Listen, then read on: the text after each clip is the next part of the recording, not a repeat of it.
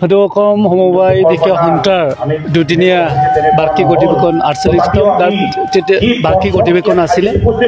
তেখেতসকলে ডেলিগেটত হয়তো বা বহু ধৰণৰ ৰেজুলেশ্যন লৈছে, এডপ্ট কৰিছে। মই নাছিলে আৰু তেখেতসকলৰ কথা কমিটি গঠন হ'ল, নতুন সভাপতি সম্পাদক নিৰ্বাচিত হৈ গ'ল। মই ভাবোঁ ইয়াত দুদিনীয়া যিটো কাৰ্যসূচী, ইয়াত তেখেতসকলে হয়তোবা ভাল এটা ৰেজুলেশ্যন এডপ্ট কৰিছে। ৰাইজৰ কাৰণে চিন্তা কৰি কাম কৰিব তেখেতসকলে।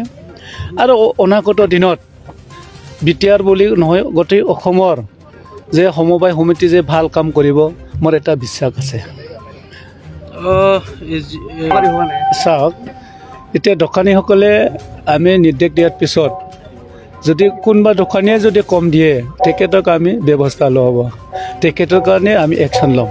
সেইকাৰণে আমি বিটিআৰ অঞ্চলত আমি এতিয়া পৰ্যবেক্ষণ কৰি আমি চালোঁ, এতিয়া কোনো এটা দোকানীয়ে 100 গ্ৰাম চাউল কম দিয়া নাই।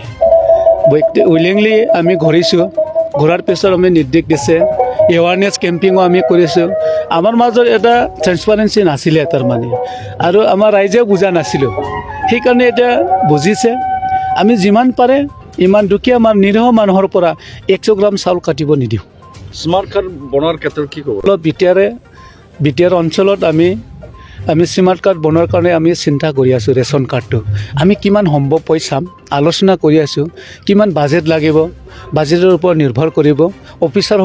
অফিচাৰসকলক আমি দায়িত্ব দিছোঁ, ইনষ্ট্ৰাকশ্যন দিলোঁ যে স্মাৰ্ট কাৰ্ড বনোৱাৰ কাৰণে কিবা লাগিব, টকাৰ পৰিমাণ প্ৰয়োজন হ'ব। এইখিনি তেখেতসকলে অতি সোনকালে আমাক ছাবমিট কৰিব, তাৰপিছত আমি চিন্তা কৰিম।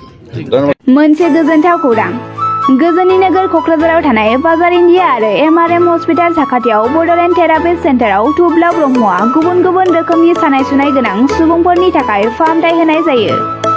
जेरै जान्जि सानाय, हान्थु सानाय, गोदोना सानाय, आदै सानाय, आफादावदै सानाय, जानजि जरा सानाय, खर' सानाय, सिनस्रि जरा सानाय, बैफोरबायदि सुबुंफोरनि सानायफोरखौ फाहामथाय होबोगासिनो दं।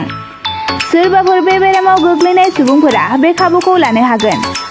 गोबां मिन्थिनो थाखाय नैबे जानबुं नङाव फन खालाम 9974030738।